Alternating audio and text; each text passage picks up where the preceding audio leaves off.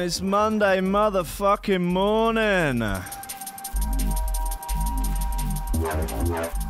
Breathe in roughly through your nose. Inhale the new week. Imbibe the Monday. Accept the Monday into your soul like a lubricated length. Loving the sort of classic Ram vibes on this. This is Dredger by Kid Drama. Hey, it's Kid Drama! It's motherfucker! Lobsters.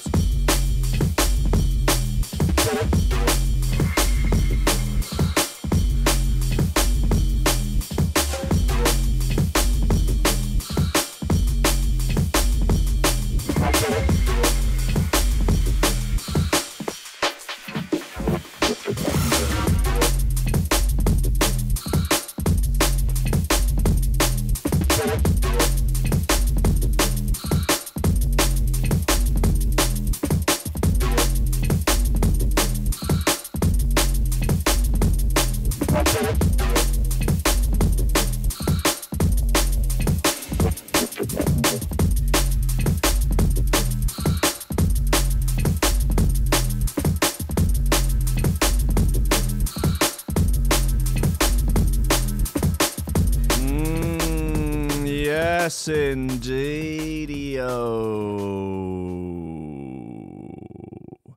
You awake.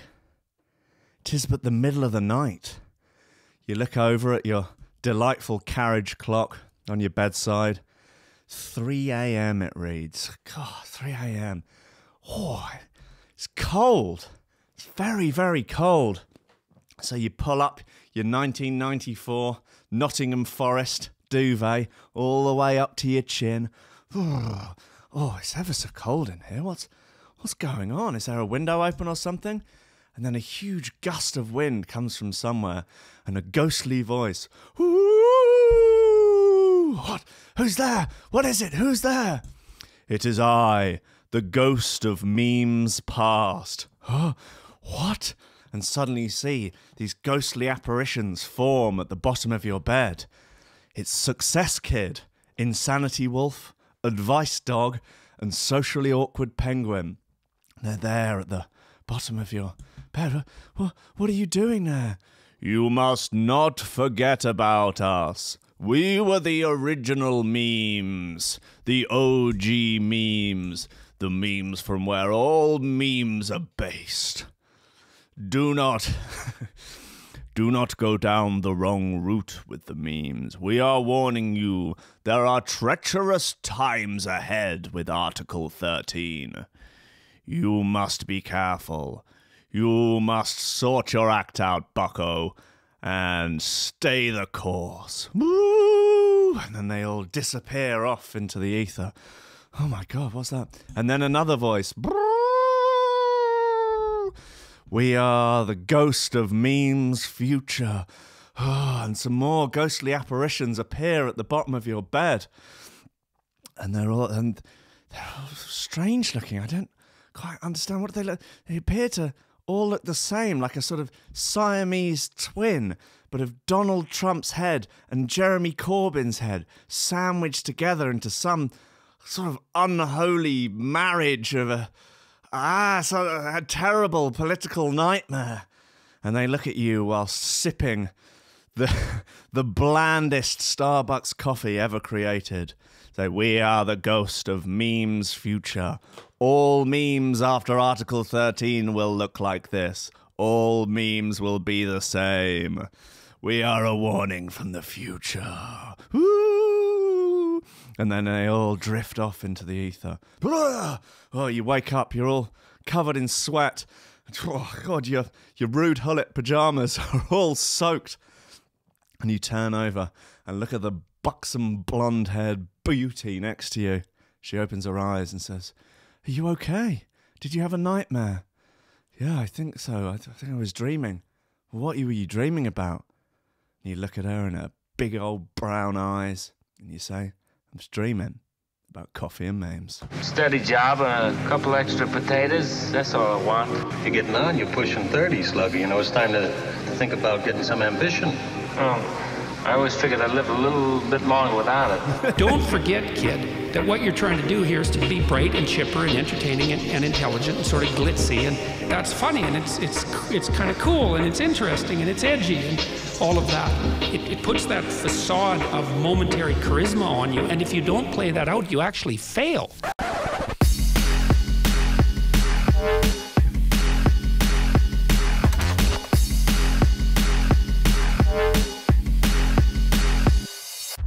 Good morning and welcome to Coffee and Memes on Threshold.fm, on YouTube, all around the world, all across the flat earth. Already, Jack Murphy has accused me of jumping the shark. Tomorrow, I reckon I can stretch this intro out for 10 whole minutes. Hoo-wee.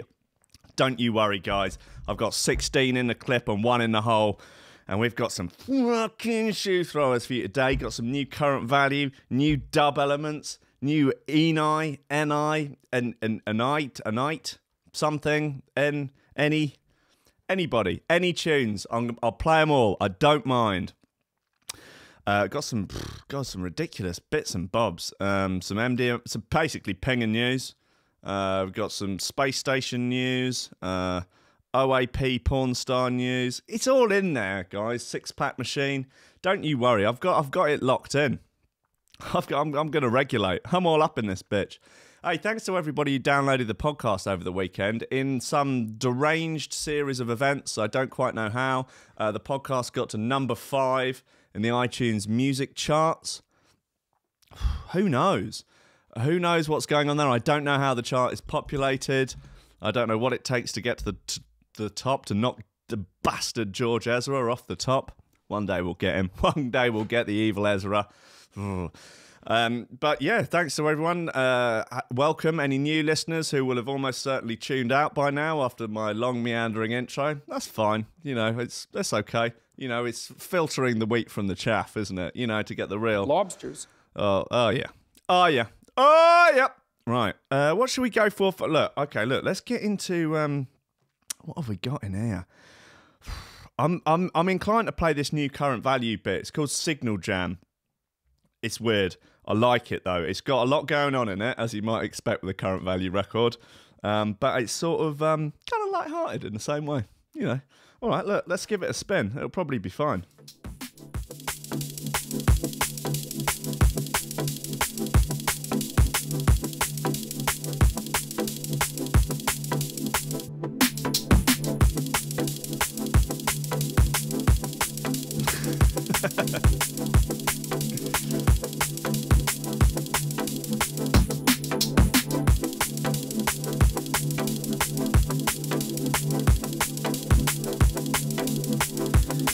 Yeah, I think the iTunes chart is based on new subscribers.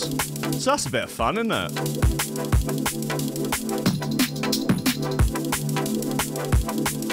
So welcome any new subscribers. If you have listened this far, I'm impressed. Join the ranks of the Lobster Crew. Just decent, honest, God-fearing folk out for a better way of life.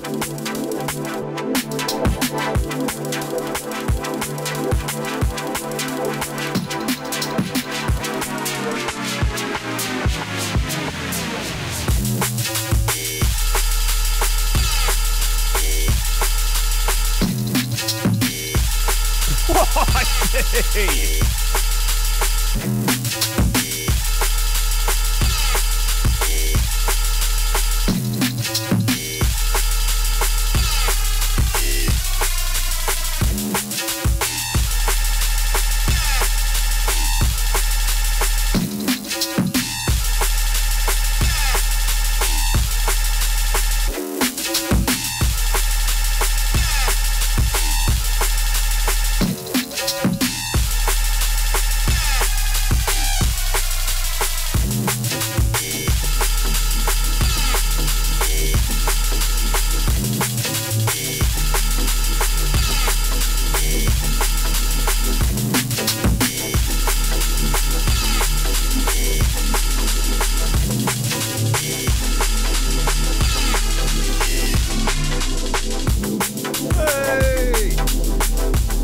Jesus, that's like a panic attack in a record.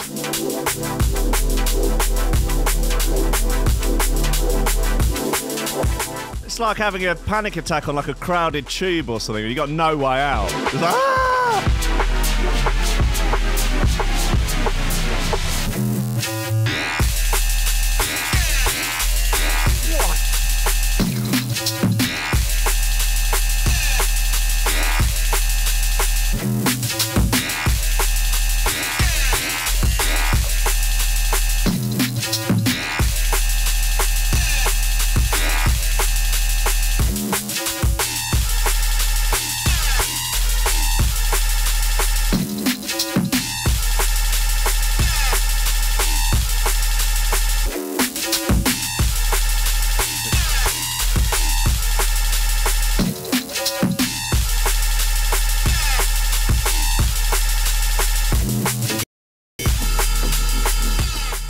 Jesus, big titty Christ. Oh, wow. That's shifted the Monday morning cobwebs. I'll chase the Monday blues away. Just beat the Monday blues to death with a stick and then spit on its lifeless corpse. Bloody hell. Yeah, okay, that's Signal Jam by Current Value. Unsure of what label it's on, but, you know, I trust you're all capable of using the Google search engine website. You can find out almost anything on there. Honestly, loads of stuff. You'd be surprised. Right, look, come on. North Yorkshire school bans Christmas because it's too commercial. Lobsters. The school in North Yorkshire has taken a drastic measure to ban Christmas because they believe it has become too commercial. Right, okay. I mean, yeah, last year we were right up at the edge. This year, that's it. It's crossed the line now. It's fucking crossed the line. Lady Lumini's school in Pickering... Shit's going down in Pickering has banned the exchanging of cards, presents and all forms of Christmas fun until the kids there plead with the teachers to bring it back. What kind of authoritarian madness is this? The powers that be hope that it will encourage the youngsters to reconnect with the true meaning of Christmas.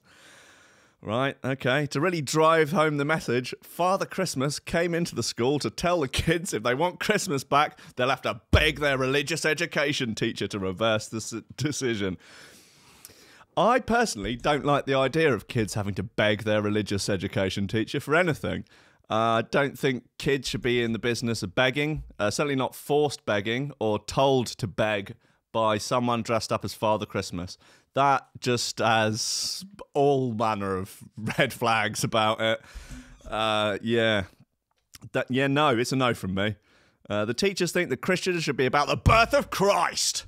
To be fair, she does have a point. Really? Well, okay, look. Jesus Christ, although I'm sure he was a thoroughly nice guy, is even less real in Australia. You know, don't get me wrong, I like the baby Jesus. I think he's a cool kid. He's probably my favourite Jesus of all the Jesuses that there are. I mean, who have you got? You got sort of Sandals Jesus. You've got Jesus on the cross. He's probably my least favourite Jesus. In fact, if anything, he's a bit of a buzzkill. Baby Jesus, Raptor Jesus, Buddy Christ. There's a few different Jesuses, but ultimately I think Baby Jesus is my favourite because he gets presents, and that's kind of cool. He's sweet, you know, he's tender, he's mild, you know, he's like a decent curry. But I don't know about this religious authoritarianism. I think, you know, these kids like can't fucking be banning Christmas. Come on. The pupils at the secondary school, yes, it's a secondary school, now have a week to email their teacher. Okay, here we go. Now have a week to email their teacher, argue the toss about why Christmas should be allowed back into the school halls. Almost managed a coherent sentence there, Lab Bible. The school teachers, Mr. Richard Bramley, said, "In assemblies this week, Mrs. Paul, one of our teachers of RE, spoke about Christmas and whether the message of Christmas had been lost and buried under the avalanche of commercialisation." Oh, what are you, religious commies? How does this even work? "Christmas is a day celebrating the birth of our Lord Jesus Christ, and I think the way Christmas has gone recently is basically saying Jesus is some sort of bastard and that we should shite on him from a great height. I'm not sure that's entirely what it's saying. It can be very stressful, argumentative, expensive and argumentative, and a very lonely time. It's a school. What's wrong with you, you mad bastards? Mrs. Paul read out a letter from Father Christmas. Oh, look, you fictionalised a letter from a fictional character about Christmas and you're having a go at these kids. What's wrong with you people? Oh, here we go. Look, they've got all conspiratorial about it. Mrs. Paul read out a letter from Father Christmas and cited the example of Christmas cards which bear no relation to the origin or meaning of Christmas, but carry symbols we now recognise as associated with the holiday season. For example, Santa Claus, who in his modern incarnation was probably invented by the Coca-Cola Company. Like, all right, fucking Mrs. Paul, you tinfoil hat Alex Jones looking motherfucker. Well, the problem is that the globalists and the Coca-Cola Company, they've hijacked Christmas in order to sell high fructose corn syrup enemas to the children. The interdimensional Father Christmas himself is actually an interdimensional child molesting vampire, and he will be sucking the blood to actually make Coca-Cola products out of white liberal elite children. Oh, God. He continued, I don't care about this anymore. Look, I implore the children of the school to email their teachers and tell them what a ridiculous bunch of fascists they are and that you won't stand for this sort of crazy communist tinfoil hat authoritarianism. It's out of control. I, for one, am triggered by the whole thing, and I'm sorry to have had to have brought it to your attention, particularly first thing on a Monday morning. This is out of control. Absolutely out of control. All right, look, I think an appropriate record to match this is Dog's Dinner by Break and Total Science.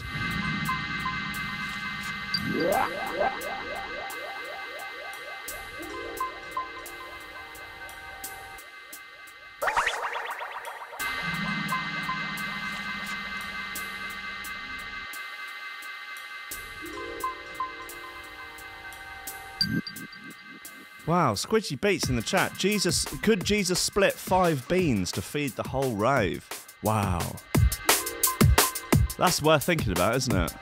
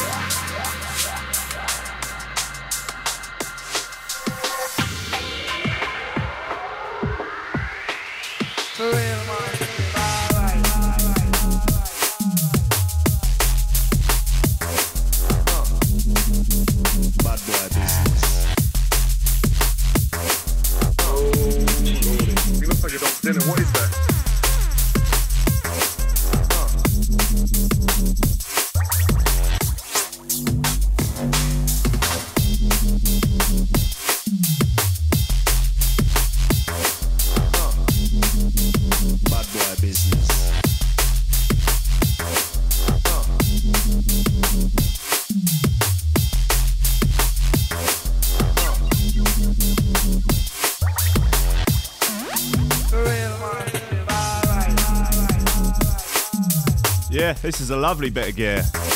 Dog's Dinner by Break and Total Science on Break's new album. It's almost as if every track on that album's really good. Can you imagine such a thing? Can you even imagine?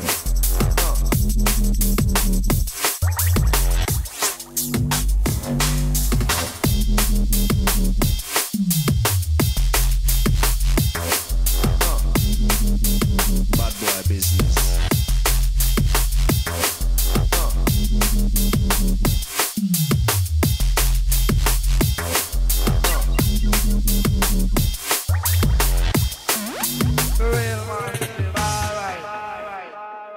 Right, yeah, Dog's Dinner by Break and Total Science. God! It's gender neutral, according to the Archbishop of Canterbury. Yeah, sure, why not? One of the biggest religious debates has an answer, finally. According to the Archbishop of Canterbury, God is gender neutral. Yep, sorry, feminists, sorry, MRAs, God is gender neutral, even though God is referred to as he. Speaking at St. Martin in the Fields, in Trafalgar Square, the Reverend Justin Welby said, all human language about God is inadequate. All right. And to some degree, metaphorical. God is not a father in the exact same way as a human being is a father. God is not male or female. God is not definable. You can't put God in a box, you know? Stop trying to box God in. God's a bit like David Bowie. He just reinvents himself whenever he wants to. Like if he's got a new album coming out or something, maybe he's going, I don't know, maybe this week God's putting out a modular techno album. Next week it's folk. Next week, country. You can't define God. You can't, he's not, you know, you can't, he's not got a gender. He's not got a chosen genre. You know, he's creating his own community. He's done a fine job of it, although, you know, I've my reservations on certain parts of it. The Reverend who married Prince William, the Reverend who married Prince Harry, spoke of the importance of remembering who God is. Look, is this every news article now? It's like, don't forget about Christmas is actually about the baby Jesus. Oh, you know, when you're discussing God's gender, don't forget that really he did create the world and he brought his son down and we bloody well killed him. He died for all our sins, you know, don't forget. It is extraordinarily important as Christians that we remember that the definitive revelation of who God is not in words, but in the word of God who we call Jesus Christ. We can't pin God down. All right, we can't put bloody God in a box. Okay, fine, great, good. The International Space Station is infected with mysterious and potentially dangerous space bugs. Okay, well, this is the beginning of a horror movie, isn't it? Oh, my arch nemesis, Jasper Hamill at the Metro. Great. Jasper Hamill, he doesn't reply to his tweets. Jasper Hamill at the Metro. Scientists have discovered a thriving ecosystem of infectious organisms aboard the International Space Station. A NASA team found 5 different variants of Enterobacter, which is similar to bugs found in hospitals down here on Earth. The bugs are normally found under the 5-panel hats of jump-up drum and bass fans and are resistant to many kinds of antibiotics. The toilets of the orbiting space base were one of the main sites of infection, as it is said that the astronauts listened to jump up drum and bass to help them release their bowels. Researchers calculated that there is a 79% probability that they may potentially cause disease. Is that how science works? You go, there's a 79% possibility that it might happen. Okay, so yes, all right, it might. Well, what does that mean? Although analysis has only been carried out on dead samples at this stage, so the risk could prove to be higher or lower. They don't know anything, do they? Why? They know absolutely tit all. Right, cancel Christmas. It's feared some of the bacteria could be drug resistant. Well, I mean, it's feared that they could be an alien life form for all you fucking know, meaning they could pose more of a threat to astronauts because traditional treatments would not work properly. I don't know, send a priest up there to exorcise them. You ain't got a fucking clue, have you? However, researchers stress that drugs are not harmful to humans currently aboard the ISS. Dr. Nitin Singh, who has published a report of the bugs, said, "Oh, I think you've written drugs there instead of bugs, fucking Jasper Hamill of the Metro." Dr. Nitin Singh, who has published a report on the bugs, said, "Given the multi-drug resistance results of these bacteria and the increased chance of pathogenicity, we have identified these species potentially pose important health considerations for future missions. Please do not send any jump-up DJs into space as they are absolutely riddled. Luckily, the tiny organisms do not appear to be virulent enough to make humans ill at this stage, although we don't have a fucking clue, so maybe they'll take human hosts and turn into deranged space aliens firing laser beams out of their schlongs. It is important to understand that these strains found on the ISS were not virulent, which means that they are not active and not a threat to human health. But it is something worth monitoring and could be the start of a good horror movie. Alright, cheers for that, Jasper Hamill of the Metro, you absolute spang. Right, what have we got here? Oh, Power Source by Cuckoo. This is a nice bit. Yeah, this will shift the Monday cobwebs. If there's any left after that current value tune. Possibly one of the most obnoxious records I've heard in a little while.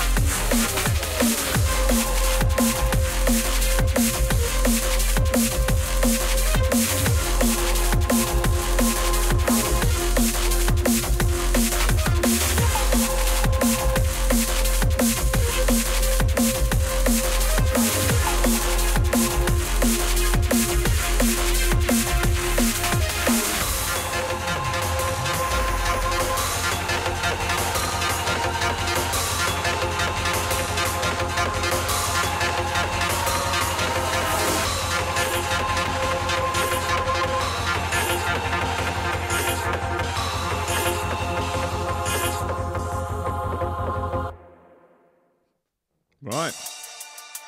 That was Q, and it's called Power Source. It's called Q and L33. Caught me off guard at the end of that. I was reading this thing about scientists claim humans are descended from two people. All right, so just make this clear. Two scientists claim this. Jess Hardiman of the Lad Bible reports. Lobsters. A recent study claims all modern humans have descended from two people who lived 100,000 to 200,000 years ago. The study, which was headed by scientists Mark Stokel and David Thayer, saw the team look into the genetic barcodes of 5 million animals, including humans, from 100,000 species. The results apparently proving that we descended from a single pair of adults, following a catastrophic event that wiped out the human race. I reckon that'd have been that flood. You know that flood? You know the big biblical flood? You know with Noah and that? He built himself a big old canoe, got a couple of each animal in there, romped them on. Job's a good one. Stokel and Thayer, senior research associate and research associate at the University of Basel in Switzerland, respectively, believe that 90% of all animal species we know today hail from parents that began giving birth at around the same time, less than 250,000 years ago. Yeah, all right, why not? Along with mining big data insights from genetic databases, the two scientists also reviewed literature in evolutionary theory, including Darwin. Well, they sound like they've got it all sewn up. Stokel said, at a time when humans place so much emphasis on the individual and group differences, maybe we should spend more time on the ways in which we resemble one another and the rest of the animal kingdom. All right, well, it's, yeah, very, very peace and love of you, mate. Thayer added, this conclusion is very surprising, and I fought against it as hard as I could. Smoked a couple of ganjas, took some of the mushrooms, but still, it seems okay. Basically, what we're getting round to is that all we need is a bit of love. Maybe we're not so different after all. At the end of the day, everyone likes to have their genitals licked, don't they? So I think we can all bond together on that one. What in the fuck's going on with my accent? I've no idea. The new report also had input from experts at the Rockefeller University, with the findings published in the journal Human Evolution. It raises the question of why there was supposedly a need for human life to start all over again in such a relatively short time ago. It's a simulation. They just reset everything. Come on, we're all in the Matrix. It's obvious.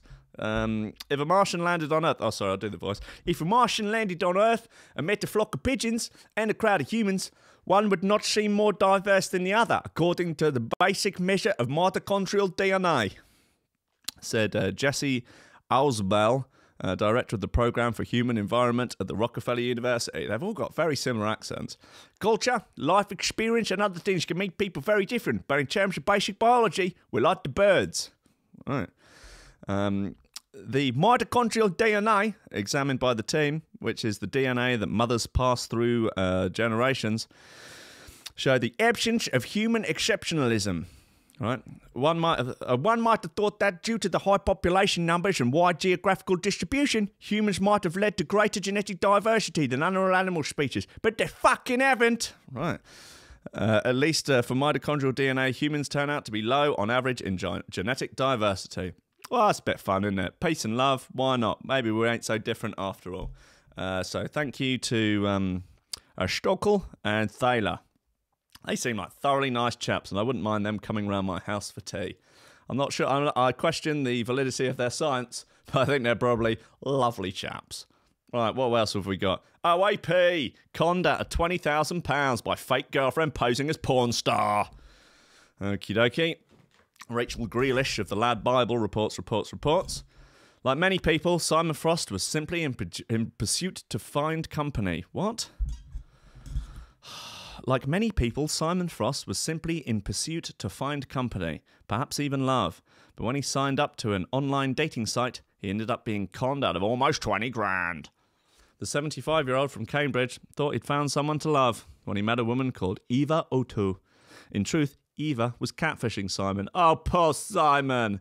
Using images of an American porn star, Brianna Lee. Never heard of her. Over the course of 2 months, Simon fell for Eva. The pair would often exchange emails and calls. However, in the process of it all, she'd left Simon 19 grand out of pocket. I wonder what he paid for. Eva scammed Simon by convincing him her late father, who died in 2002, had apparently left her 5 million quid and 250 kilograms of gold. But she needed money for court documents to release the cash. Oh, dear. Oh, poor Simon. He's properly been honey-trapped, hasn't he? God bless him. He looks razzed off. He does not look happy. I'll be honest with you, he looks a bit Brexity, but he's not keen. And, yeah. Poor lad. Simon even got convincing letters, apparently, from the Ghanaian High Court. Right, okay. And solicitors advising him on how to transfer the cash. Simon took out a series of payday loans. Oh, no! In order to send money to Eva, and even transferred her 1,600 quid for flights to the UK. But of course, when the day came for her to move to the UK to be with Simon, Eva was a no-show. Yeah, the loans come with a huge 49% interest. And Simon now has to pay 600 quid a month for 2 years to clear his debts. Oh no, poor bastard.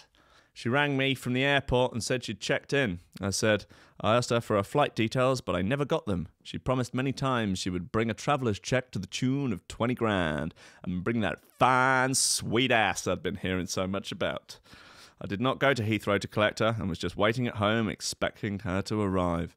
Oh, bless him, you silly boy, Simon. You were dickmatised. During the months, Eva had not only convinced Simon to give her money, but she had convinced him she wanted to spend her life with him. And they had a real future together. Simon said, Harry, I genuinely believe the relationship was real and not like. I don't understand why anyone would treat me like that. A bunch of bastards. I had good intentions and I was looking for a genuine relationship, but not... It has put me off trying anything like this ever again, and that I'm never going to give money to anyone to try and release millions of pounds from a dead relative, and that, like, it just seems a bit far-fetched. Not now I think about it, Howie. I'd rather be lonely than go through all of this trauma again with all you bunch of bastards. That said, I might have a crack on that grinder thing, and the lads on that seem reet friendly. The OAP is now speaking out about the harrowing experience in order to warn others. He says he's even contemplated suicide. Oh, poor bastard. Oh, we shouldn't laugh. Poor lad. Oh, dear. Well, sorry, pal. I think my advice to you is the same advice I give to most people. Start a podcast. You know, start a podcast, get yourself a Patreon or a Just Giving page, and, you know, maybe the internet will provide. Although I can't imagine you have that much faith in the internet after all of that. Sorry, Simon. Oh, he looks very Brexity. But bless him. Bless him. Right, what else have we got? Ooh, My Heart's a Lemon by Icicle. It's probably how Simon feels now. Feels like his heart's been ripped out and replaced with a waxy fruit.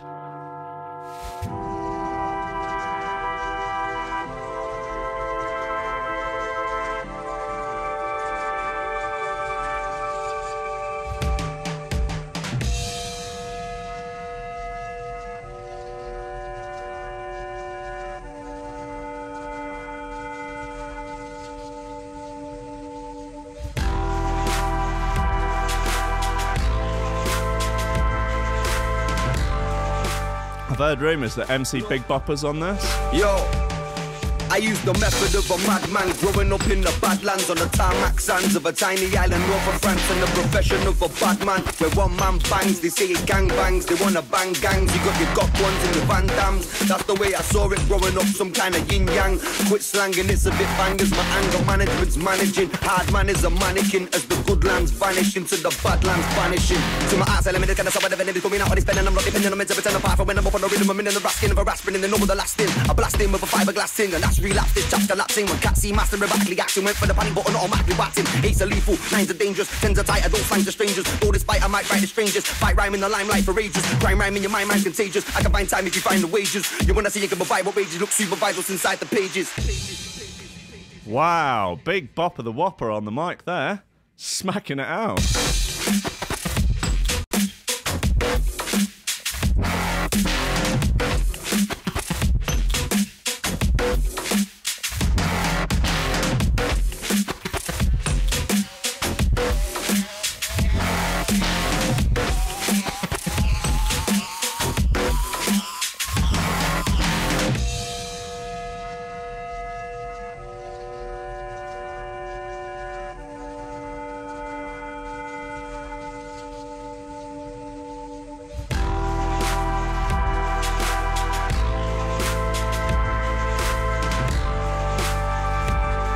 Look, yo, I used the method of a madman growing up in the badlands on the tarmac sands of a tiny island north of France, and the profession of a bad man where one man bangs, they say it gang bangs, they wanna bang gangs, you got your got ones and your Van Dams. That's the way I saw it growing up, some kind of yin yang. Quit slanging, it's a bit bangers, my anger management's managing. Hard man is a mannequin as the good lands vanish into the badlands vanishing.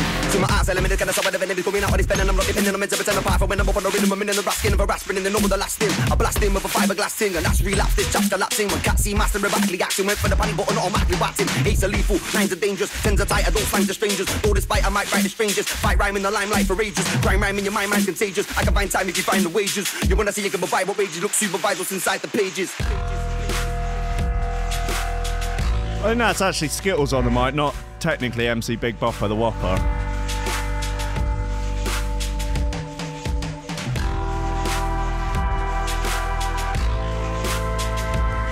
That's my heart's a lemon. Icicle and Skittles. I like that. Yeah. MDMA makes people more cooperative and forgiving. Scientists discover. Right. Okay, yeah, well done.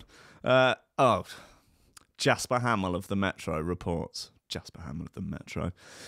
Ecstasy found fame in the rave scene, but is currently being studied seriously. Oh, like we weren't studying it seriously, Jasper Hamill.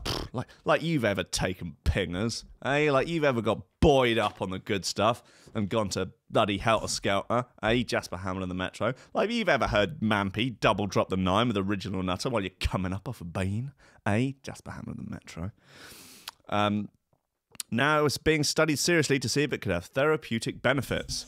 Now scientists have discovered MDMA. What? The drug's active chemical causes people to cooperate more effectively with others. A team from King's College London has found that the drug causes changes in the parts of the brain linked to social processing, a term which refers to the way in which people establish relationships with society. Problems with social processing are recognised as a fundamental difficulty in a range of psychiatric conditions and are not treated effectively by current medication, the university said. Oh, I've got some nice red pingers there with sort of little power button signs. A bit of fun, isn't it? To work out the effect of MDMA, researchers gave participants an MDMA pill or a placebo before asking them to play the prisoner's dilemma. In this famous psychological game, players choose to either compete or cooperate with another person.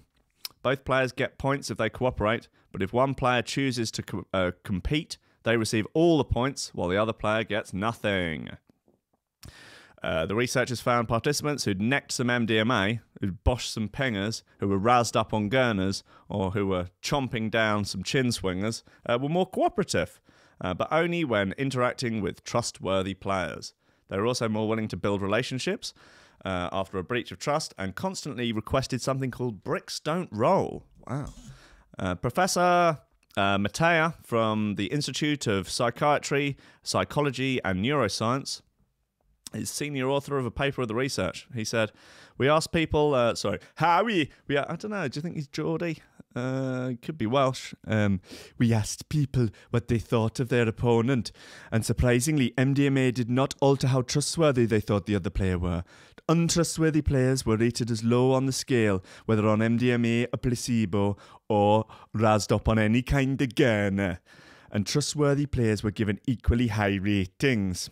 MDMA increased activity in the superior temporal cortex and mid-cingulate cortex, which are important in understanding the thoughts, beliefs and intentions of other people, the team found.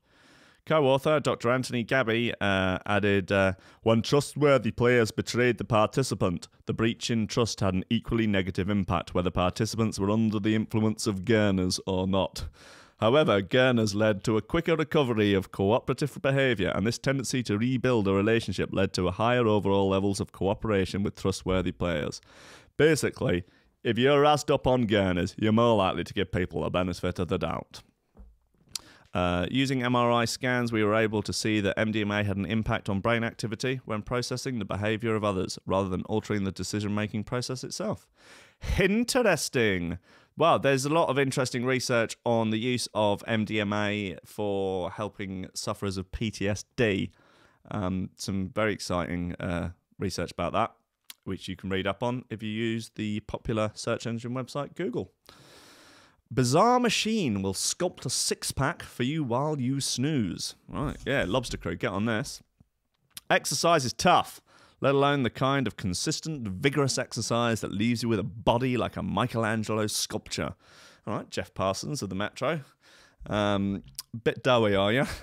So why not just lie back and let the machine take care of the work? Hey, come on, it's futuristic luxury communism. Let's do it. We'll all have six-pack abs and helper robots and driverless cars and even more six-pack abs, thanks to our trusty robots.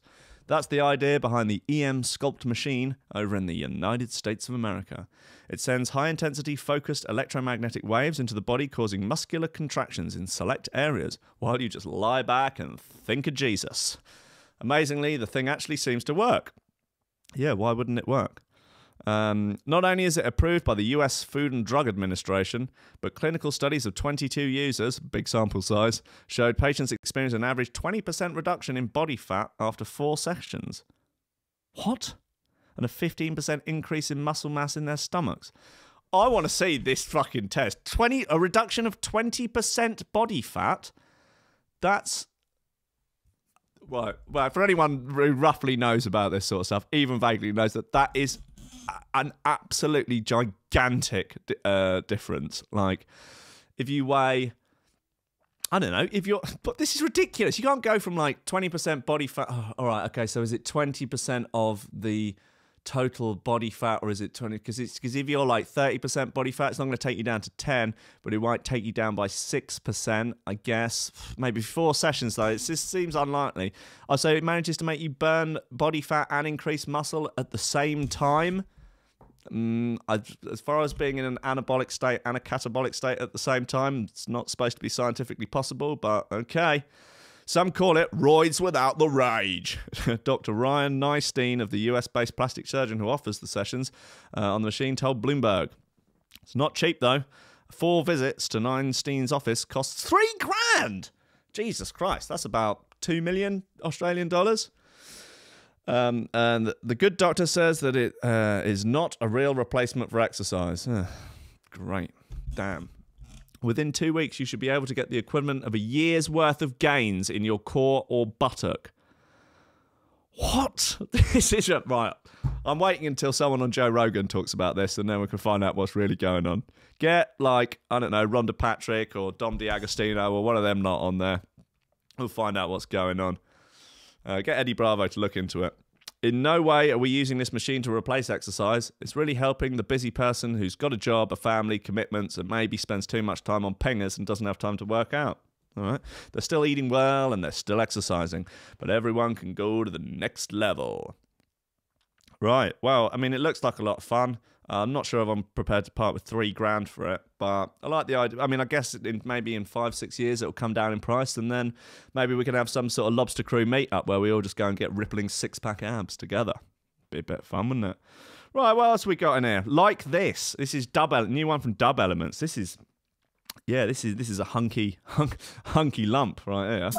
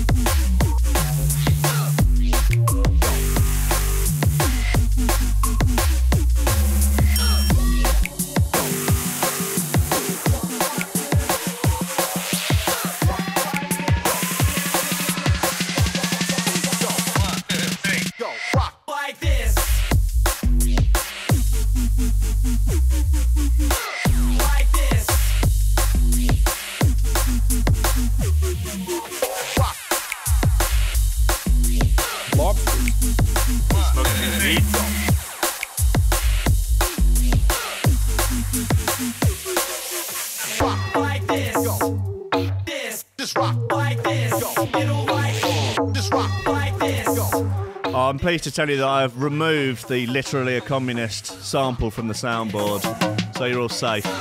Don't worry. Surprise, motherfucker.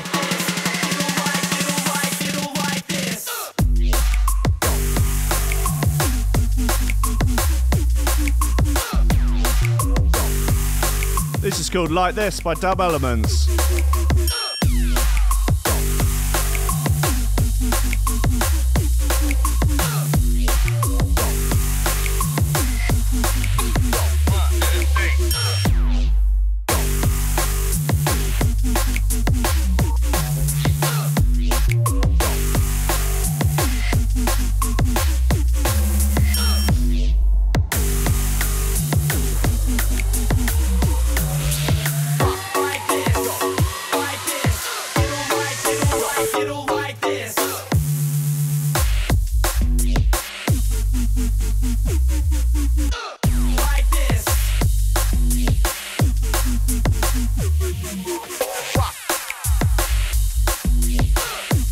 What an absolute hunk of a record. A real six-pack ab of a tune. Oiled up and ready for action.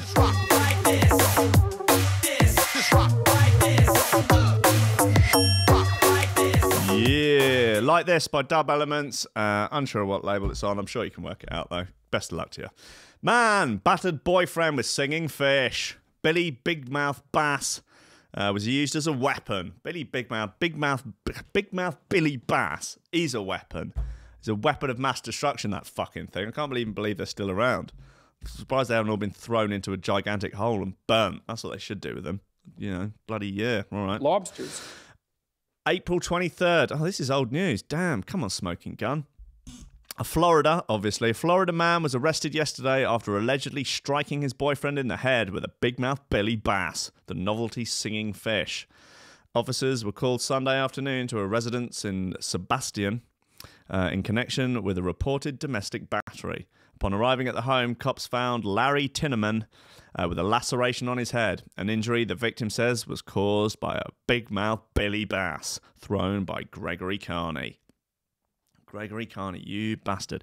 In his mugshot, he appears to be wearing a, like one of those sort of cloak things they put on you at the barbers to stop the hair getting on your schmuck. In interviews with Tinneman and Carney, cops determined that the men, who have been domestic partners for 17 years, had been quarrelling earlier in the day. At one point, Carney went into the den and began playing with his singing fish. Tinneman said that Carney continued doing this just to aggravate him. Yeah, I mean, why else? Presumably no one can enjoy Billy the Big Mouth Fish. They probably use it for torturing people in Guantanamo Bay. They're just like, what they've got, it's because it's like motion sensitive. They've got it just out of reach, and then just in front of it, it's one of those little pecking bird things like he has in The Simpsons to peck the keyboard. And it's just constantly triggering bloody Billy Big Mouth Bastard Bass to start singing Take Me to the River. After having to endure several bigmouth Billy Bass performances, Tinneman, 52, removed the singing fish from the room and placed it in the trash. When Carney discovered the novelty item was missing from the den, he quizzed Tinneman on its whereabouts. "Howie, you bastard, where's bigmouth Billy Bass and all I need that's me favourite novelty toy and that, Howie?" When Tinneman responded that Billy Bass was now in the trash, Carney became angry. Carney then fished the singing fish from the garbage and threw it at his boyfriend, cops allege. The item struck Tinneman in the head, causing a laceration. Carney, seen above, admitted throwing the singing fish. It said he did not aim for Larry and struck him in the head by accident. Fair enough. I believe him. Seems like seems like a terrible, unfortunate event, and I hope the big mouth Billy Bass isn't broken. No, actually, no. I hope it burns in the fiery abyss. Carney was subsequently arrested for domestic battery, a misdemeanor, and booked into the county jail. He's looking at 25 to life. Now free on a $500 bond. He's scheduled for a May 15 arraignment. Tinneman declined medical treatment for his injury. An arrest affidavit does not indicate whether cops confiscated the big mouth Billy Bass as evidence. As seen below, the big mouth Billy Bass performs excerpts from the songs Don't Worry, Be Happy and Take Me to the River. Yeah, I've always known that they were a sort of a weapon of torture, but I didn't ever consider like beating someone over the head with that. It's an option. Just in, it's an option. Right, look, we're at the, we're 59 minutes past 10 now. It's time to go home. No, it's not. It's time to get about your day. It's time to get out there, get after it. Come on, chase that bread, chase that paper, son. It's time to get out and do some good in the world, do some work, build an empire, build a community, build some muscle, get one of those bloody muscle building machines. Come on, save up all your pocket money. Go out begging for it. Just get a sign that says, that you're in need of 6-pack abs. It's 2018. People donate to weird stuff. Right, so to play us out, here is NI with Bag of Raw Meat. Some weird fucking names of tunes today. My Heart's 11, Bag of Raw Meat, Dog's Dinner. What does it all mean?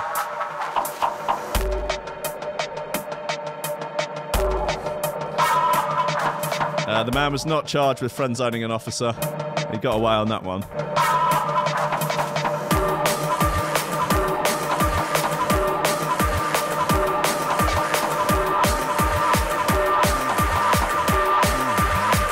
Prove that man could do it.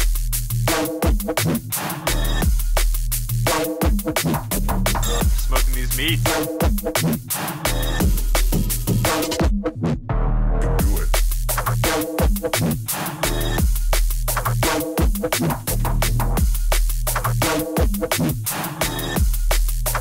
Why am I doing this?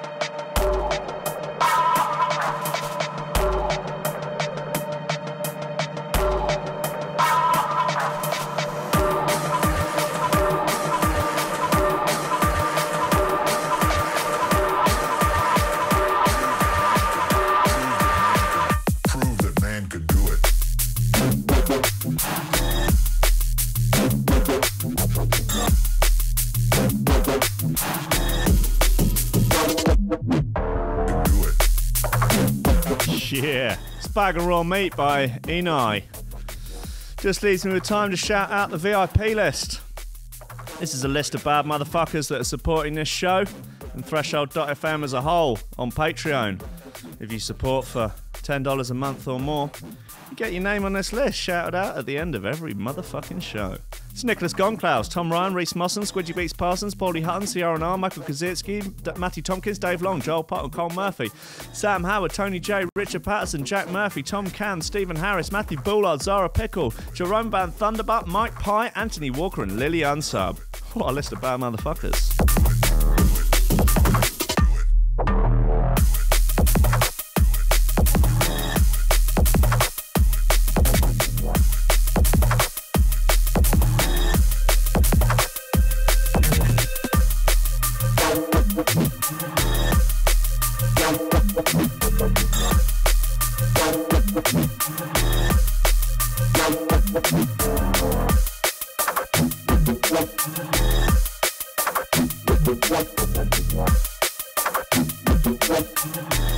Also, it's worth letting you know this evening, tonight, Monday, the 26th of November, sees the return of Rankin Radio.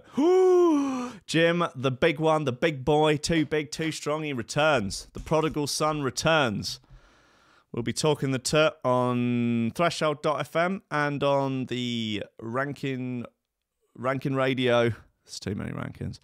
On the Rankin Radio Facebook page. We'll be doing a video live stream there, and the audio live stream will be on Threshold.fm, and the podcast will go on the Rankin Radio podcast as ever.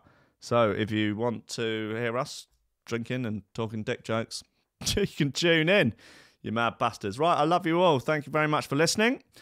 If you're on the podcast, thank you very much for downloading, subscribing, and all of those good things. I love you all. So go out and be good lobsters. Climb up the competence hierarchy, take on some responsibility, be good to your fellow lobsters, because, you know, we're all the same, really. We all like having our genitals licked. Come on, it's the great leveller. Right, I will see you. I will see you tomorrow. God bless. Don't let your memes be dreams. Have a good day.